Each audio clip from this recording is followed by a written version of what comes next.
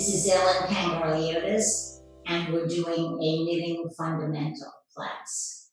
At the end of it, you should be able to do a knit and a purl stitch. Welcome to a beginning presentation of how to knit. Knitting is a two-handed craft, so it doesn't matter if you're left-handed or right-handed because you're doing both. If you look on your screen, you'll see I have a red sweater here. If you look at a sweater at home, you'll see the bottom is the ribbing, which pulls the end of the sweater in. And then there are rows that go all the way up to the neck. The rows are in what's called Stockinette Stitch. And it looks like each row is a ladder that grows on every other row as it goes up. It's kind of like if you watch somebody make a rug and they're using a loom, the needles become the loom and you knit upwards and you create the same thing as if you were weaving a rug. This is the right side of the sweater. This would be the wrong side of the sweater. And so let's go on from that to the tools of the trade. I've put several on this piece of cloth so you can see the difference among the different needles. The ones here on the left that are green aluminum are a single pointed needle, and at the base of them it gives the size of the needle. The next ones are 3 double pointed needles, and I've put them here so you can see the difference in the size of the needles. The one at the top is a circular needle, which can be used as if it was just 2 needles that were flat, but it can also be used to knit something like a hat that would have no seam in it. It's the kind of thing that if you're going on a trip, you're not going to be banging into the person in the next seat in the airplane as you would if you had the single point needle. Other things that would be valuable to have as you get further on into the craft would be a tape measure, a scissor, a tapestry needle, a stitch holder, a cable needle, and this is a device called a knit check. And you can take any needle that you have and insert it in here and find out what size the needle is, which becomes valuable on the round needle and the double pointed needles because they do not have any demarcation of what the size is. The next thing you need is what happens when you are ready to make any kind of garment and you have the directions. It will show. It will say what kind of yarn you have, how many balls of yarn you need for each size, what size needles and extras you need, and what the gauge is. The gauge will say something like 12 stitches equals 2 inches, and you have to make sure, using your tape measure, that that's exactly how it matches. Otherwise, if you're knitting too tightly, you'll have something that fits a little teeny kid, and if you're knitting too loosely, you'll have something that fits the biggest friend you've ever had. Now I have some swatches to show you. This one in the lower left-hand corner is all knit, and we call it the garter stitch. This one on the lower right is the stockinette stitch. The top two show 2 different kinds of ribbing, and as you can see, they're both pulled in except for where they're stapled because the ribbing keeps it tighter. This one shows you a knit 1, purled 1, and this one shows you knit 2, purl 2. By showing you how to do these 2 stitches today, you should be able to make a sweater. Now, when you're knitting, you'll be using a skein of yarn, which you can leave like this with the label off and just work with it that way, or you can turn it into a ball of yarn. Neither one is better than the other. It's just a matter of what you prefer. There are two different kinds of yarn. One is a very thin one and it's pink, and the other is much thicker and it's green. The pink one would be used for something like a baby sweater, and the green one would be used for a grown-up sweater or possibly a blanket. There are two ways to cast on.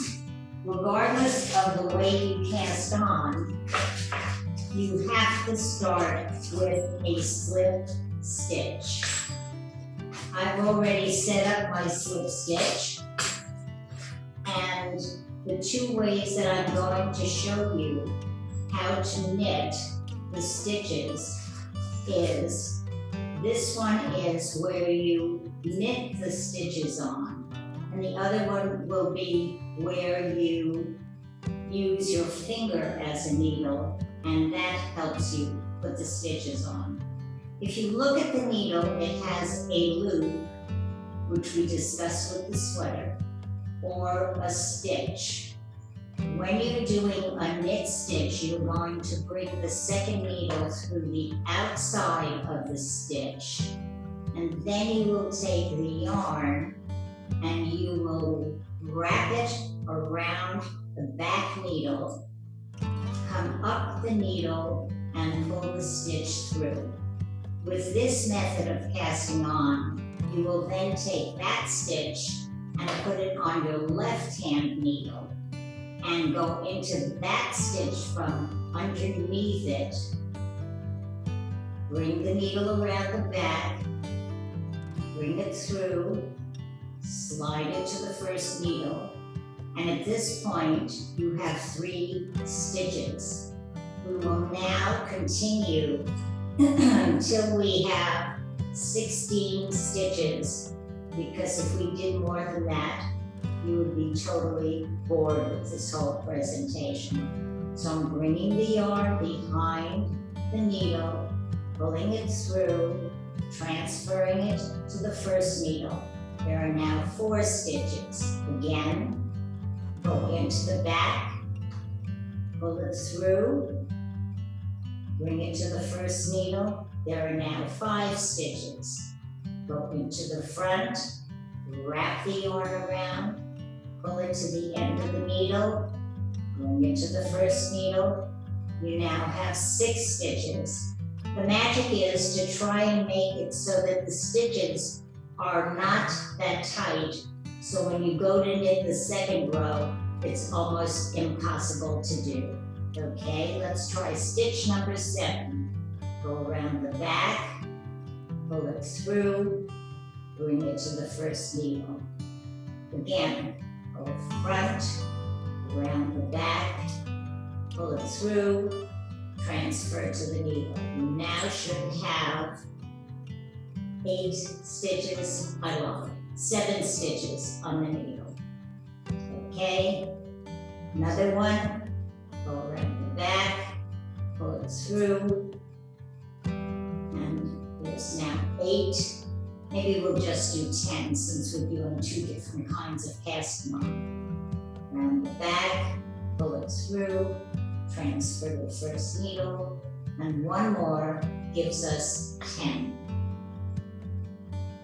Transfer. You now have the 10 stitches on the needle. Now we'll show how it is with the other method of casting on. First, the slip stitch.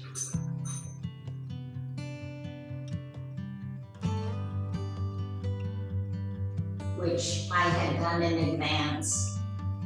Then I'm going to take the yarn, put it around my thumb and index finger, bring it around in front of the thumb and index finger, dig down behind it and pull it through. Once again, around the thumb and index finger, go underneath it in the front, on top of it in the back, and pull it through. 1 more, underneath in the front, under in the back, pull it through. You now have 4 stitches on the needle, and you will now go for 5, 6th one underneath in the front, coming down in the back, 6, underneath in the front, down in the back, 7, underneath in the front, down in the back, 8, underneath in the front, down in the back for 9, and underneath in the back, front, and down in the back for 10. At this point, we can take those 10 stitches and we can start to learn the garter stitch, which would be the knit stitch on every row. You go into the front of the stitch, circle around the back, and pull it through, just as you did when you were casting on for the first time. You go into the front, circle around the back, and pull it through. You go into the front, circle around the back, and pull it through. And you go into the front, tight, circle around, and pull it through. Into the front, circle around, and pull it through. Into the front, circle around, into the front, and circle around, into the front, and circle around, and pull it through, into the front, and circle around and pull it through, into the front, and circle around and pull it through. And you've got the first row knitted. And what we're going to do is we're going to continue the same way. I'll be doing a little faster than you, but it's the same concept. And this is all in the knit stitch. Knit, knit. So we have all the stitches now going onto the right hand needle. And after you finish the 10 stitches, you're going to switch. Put that in your left hand, and then continue a 3rd row with the right hand getting the stitches. Go in the front, circle around, pull it through. Go in the front, circle around and pull it through. I think you are probably getting some idea of what this is like now. And as we finish the 3rd row, we will do 1 more row so that you can see that it looks like the swatch that I showed you in the lower left-hand corner that has everything all knit. And here's the way that looks. So I'll do 1 more row of that. Round, pull it through. Go in the front, circle around, pull it through. And this is something that you could use if you wanted to make a very simple scarf. You could knit it the entire way.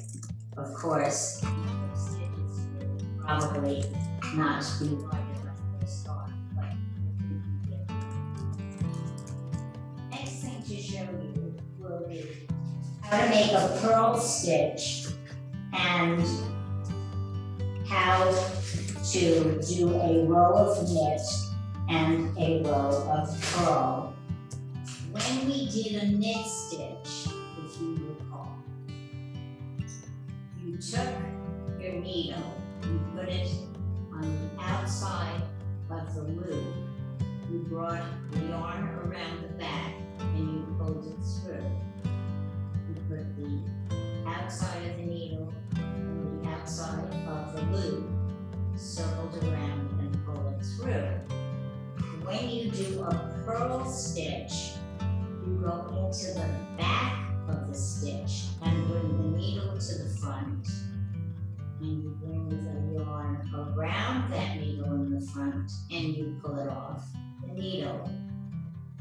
Again, you go into the stitch from the front, bring the yarn around the back and pull it through. Put the yarn in the front, the stitch in the front, the yarn around the back and pull it through. Put the needle in the front, the yarn around the back and pull it through. The needle in the front, the yarn around the back and pull it through. The needle in the front, the yarn around the back and pull it through. The needle in the front, the yarn around the back and pull it through. The needle in the front, the yarn around the back and pull it through. The needle in the front, the yarn around the back and pull it through. And the needle in the front, the yarn around the back and pull it through. So now you have the cast on row and a row of purl stitches. Now we'll do several rows that are a knit row and a purl row, so you see the difference in the stitches and you see that it turns out so that it looks like this part in the middle here. So we're doing the knit row now, around the back and pull it through. Go into the front of the stitch, around the back, and pull it through. Go into the front of the stitch, bring the yarn behind it and pull it through. Go into the front of the stitch, put the yarn behind it and pull it through. And you continue that way until you get to the end of the row. Into the front, circle around, pull it through. Into the front, circle around, pull it through. Into the front, circle around and pull it through. Now we're up to a purl row. You're going to put the needle in the front, circle the needle around the back, circle the yarn around the back, pull it through. Around the back, and pull it through. Go into the back, the front, go into the stitch from the back, put the yarn around the needle, pull it through, and you continue that way for the rest of the row. Put the needle in the front, yarn around the back, pull it through. Needle through the front, yarn around the back, pull it through. You have now completed 4 rows of stockinette stitch. We'll do 2 more just so you get more of an idea about it and so you can see more clearly how it mimics what we have here. So we go here, around, pull it through. Into the front, around, pull it through. Front, around, pull it through. Front, around, pull it through. And as you can see, this particular grouping of stitches called the stockinette stitch makes the rows that make up a sweater, a hat, a scarf, a blanket. Most of them are stockinette. They get more difficult as you decide you can handle something that is more difficult, and pretty soon you'll be an expert at knitting. Purl into the stitch, circle around and pull it through. Purl into the stitch, go down in front and pull it through. Purl into the stitch, down in front, pull the yarn through. Into the stitch, circle around the back of the needle and pull it through. And at this point, we are almost finished with the 4 rows of stockinette stitch. We're now doing the last purl. Go into the stitch around the back and pull it through. And here's how it looks. And you can see that it's almost exactly the same as this. When you are finished with whatever garment you're doing, you're going to want to sew it together. And that's why you need the tapestry needle. When you're finished, you can end up with a cookie monster or whatever is something that you're interested in.